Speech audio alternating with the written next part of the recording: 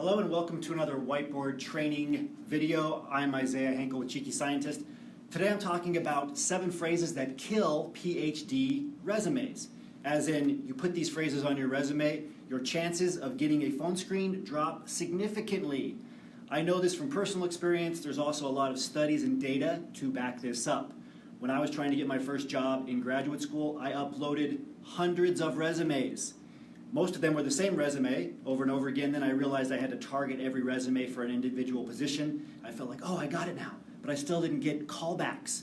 And I didn't understand until much later that I was putting certain words, certain phrases on my resume that were making me get weeded out by applicant tracking system software, and were having my resume get thrown in the trash if it actually got in front of a person because there was nonsense words on there that employers don't care about, or that signaled to an employer, hey, this person can't work on their own. That signal to an employer, this person has no idea what this role requires. So, what are these phrases? Number 1, graduate research assistant, or postdoctoral fellow, or anything else that screams academic. Now, maybe some fear shot through your body when I said that because you only have academic experience. That's okay. But if you're pulling out your academic job titles in your work experience section, bolding them, what this does is it shows the applicant tracking system software whose algorithm is smart enough to know that if you bold something, you think it's important, but to the software, to the employer, it's not important, it's going to weed you out. So instead, use what we call is a functional resume, where you are bolding skills that are relevant for the position. You don't have to put out the academic job title at the top of your work experience section. Instead, you could say, project management skills, underneath it, gained as a graduate research assistant. Employers love this. What they're doing when they see a resume is they're quickly scanning it in 5 to 7 seconds. Studies show that's the average time. They're quickly scanning it to see if they can find the skills that are required for the position at hand. They're not reading it carefully like their favorite novella before bed. They're skimming it. They're looking quickly. If they see just academic job titles, they're going to see you as an inexperienced person. They're going to put you at the bottom of the pile at best.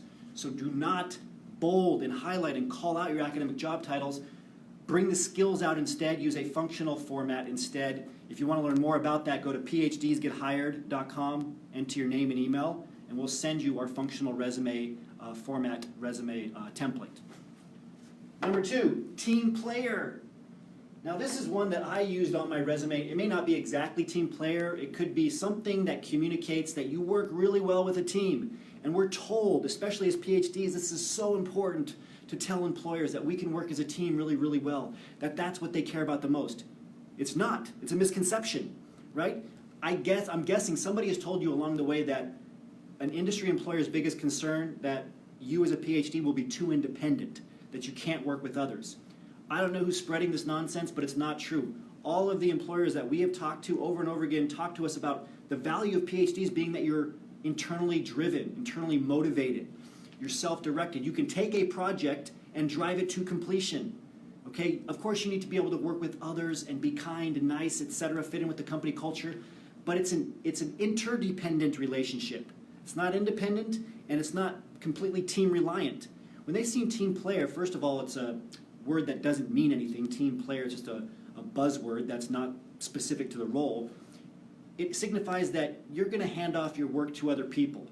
You know that person in the lab, that person that maybe when you were an undergrad and you had to like all do a Western blot together or all program a piece of code together, the one person that kind of just watched everybody else work and then got all of the credit.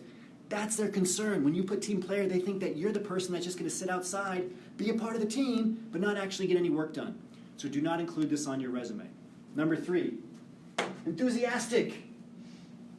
Are you 12 years old? Do you have to say you're enthusiastic? It's a word that is meaningless. So many PhDs send me resumes that have enthusiastic or maximum or best or strong or whatever, these power words that they downloaded online that they think are going to help them get hired. Nobody's hiring you for a PhD level position because of some power word, because you're enthusiastic. Now you need to be enthusiastic for the position, of course, especially when you're talking to an employer on a phone screen, but you don't need to litter your resume with these words. Instead, focus on the specific transferable skills that are relevant for the position. Every bullet point on your resume should start with one of these transferable skills. project management, people management, conflict resolution skills, time management skills, client-facing skills. The skills that you probably have dismissed as not important because they sound too simple, but just because they're simple, it doesn't mean they're simplistic. They really matter to hiring managers who usually don't have PhDs. They're not technical. You might be highly technical, that's great. They know you have a PhD. They know you're more technical than they are. What they're testing you on, especially on a phone screen, is whether or not you have the transferable skills. So don't ignore those. And as a PhD, you have a lot more transferable skills than you might realize. For example, information processing, right? You can learn things very quickly. Data collection, information collection, also called research, key transferable skill most people don't have. Data analysis, information analysis, drawing conclusions from information and data. These are all transferable skills you're probably not communicating on your resume. You should be. Number 4, volume number and issue number. What point am I making here? Do not include a works cited section on your resume. Are you seriously using EndNote or some other works cited software on your resume? If you are, you're doing it incorrectly. We've had PhDs come to us much later after they initially saw a video like this and say, well, when I first saw your video or I first saw a blog on Cheeky Scientist, they said, don't include the publications on your resume. And I immediately stopped watching. I immediately stopped paying attention because that's nonsense. Publications are so important. I talked to an employer, a friend of an employer, my second cousin who said that publications really matter. They don't. They really, really don't on your resume. The initial resume that a hiring manager, a recruiter who doesn't have a PhD is getting, they're not looking for a works cited section. They're not thinking, what's the volume number? What's the issue number of this person's publications? Instead, in your professional summary, which is at the top of your resume, if you're doing it correctly, it should be listed as a key result. Did XYZ resulting in 4 publications, including a Nature publication. Don't include a works cited section. It takes up too much space. It screams academic, especially if you're looking to get into a role that's not medical writing based, right? Especially if you're trying to get into a role that's away from R&D. Even if you're trying to get into R&D, they will ask for your publications later if that company actually cares about them. And over 90% of companies who hire PhDs into R&D positions never ask for publications, over 90%. But you as a PhD are focusing on like the 1 or 2 companies everybody knows that cares about publications on their resume, like maybe a Genentech, maybe a Novartis. 90% of companies do not care about them. It's okay for you just to list them as an achievement, as a result. Again, resulting in 4 publications, including a Nature publication. Do not include a works cited section. Number 5, comma, including job duty, job duty, job duty. Okay, this is the incorrect way to create a bullet point. Stop the duties, okay? Do not list all the things that you're doing in the lab, in the classroom, etc. Companies do not care about your job duties. They don't care about your lab responsibilities. They care about results. And so if you find yourself putting comma, including, yada, yada, yada, you're doing it incorrectly, okay? Instead, you should be using language like as demonstrated by, as evidenced by, resulting in, okay? Focus on results, not job duties. Number 6, words like potentially, we, could be, might be, it has been suggested. These are weak, passive words.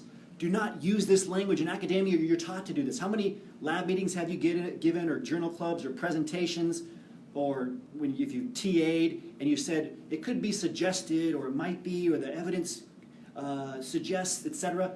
All of this stuff it's called hedging. And it makes sense to hedge when you're talking about data, right? Because as a scientist, as an engineer, as a PhD, you know nothing's 100% conclusive, right? There's just theories and models and hypotheses, etc. But on your resume, you need to be much more confident in what you've achieved. You need to talk about results and make them as tangible as possible. Show your commitment to what you've done and what you are going to do.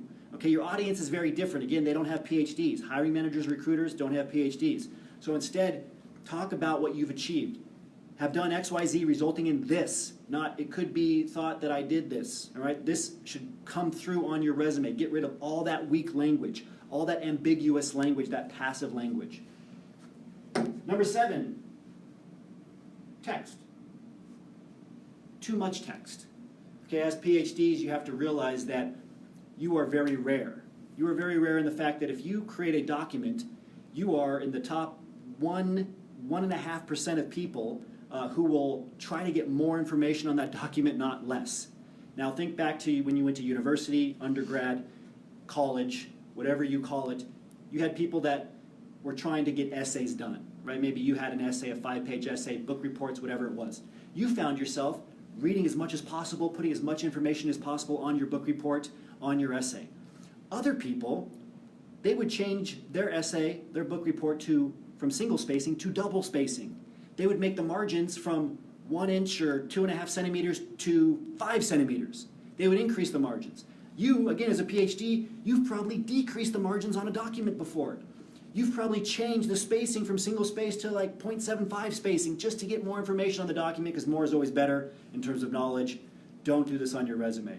More white space on your resume is better. Again, employers only spend 5 to 7 seconds on it. They will not touch a resume that has huge blocks of text. They won't do it. They want to be able to skim it very quickly. They want to be able to see the skills that you have, technical and transferable, and whether or not they're relevant to the skills they need for the position. Leave these 7 things, these 7 phrases off of your resume, and you will get a phone screen and you will get hired in industry. If you want to get our complete resume guide for free, as well as all of our free job search materials that are specific for PhDs, go to phdsgethired.com. Put your name and email on that list. That's the Cheeky Scientist Association waitlist. When you do that, you'll get all of our free materials. And if you have any questions, comment below and I will answer them personally. As always, remember your value as a PhD and start thinking and acting like a successful industry professional.